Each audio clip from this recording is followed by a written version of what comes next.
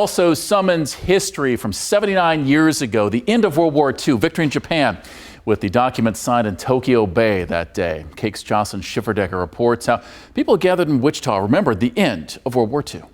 About a dozen people joined together at Veterans Memorial Park Monday morning to honor those who served in World War II and to remember VJ Day.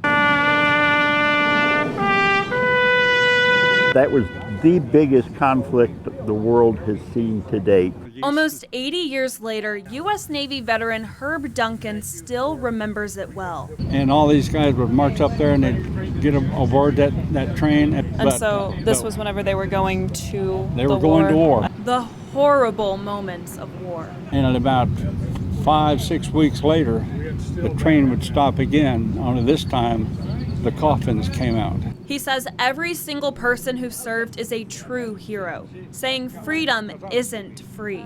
I saw Ed Graham down there. He was in the battalion death match. He says that's why it's important to take a moment and remember U.S. veterans, especially on important days in American history, because we wouldn't be here without them. Today is special, and most people don't reflect on it because they have forgotten how to do that. He adds, when you see the horrors of war, you never forget it, or the intense relief you feel when you get the news it's over. Man, it came up with the radios. I mean, the horns started honking and people were coming out of all the stores, all the employees.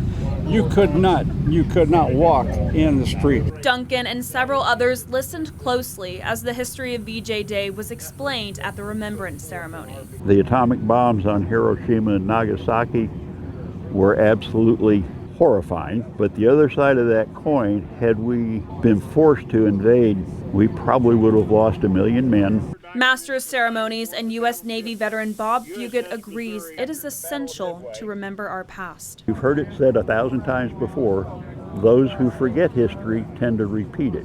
In downtown Wichita, Jocelyn Schifferdecker, KAKE News on your side.